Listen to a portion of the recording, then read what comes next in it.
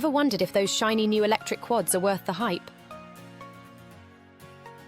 Or should you stick with the classic petrol-powered beasts for your kids? Well, we've tested both, and today we're spilling the tea on everything you need to know. Stay tuned, because number 3 might surprise you. What's up, everyone? Today, we're diving deep into the world of kids' quad bikes. Whether you're a parent looking to buy your child's first quad, or just curious about the future of off-roading, this video is packed with everything you need to know.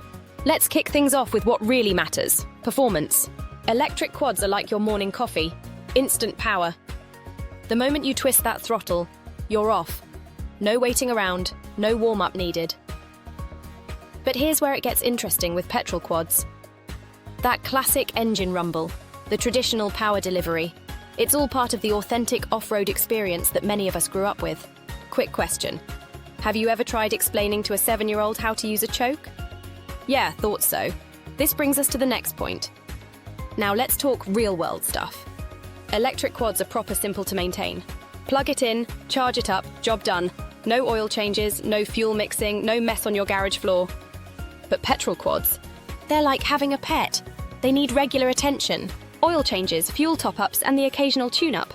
But here's the thing. They'll run all day long as you've got fuel in the tank.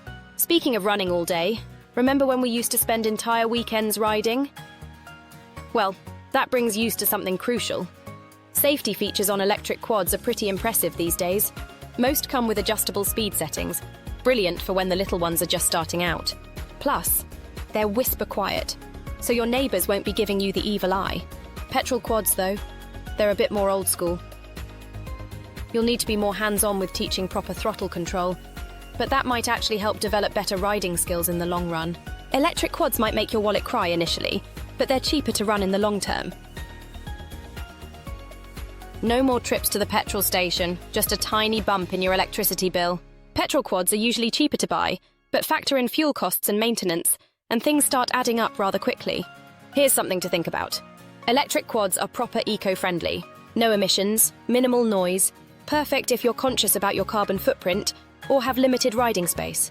Petrol quads, well, they're not winning any environmental awards, but they do offer that classic riding experience that many of us still love. So, what's the verdict?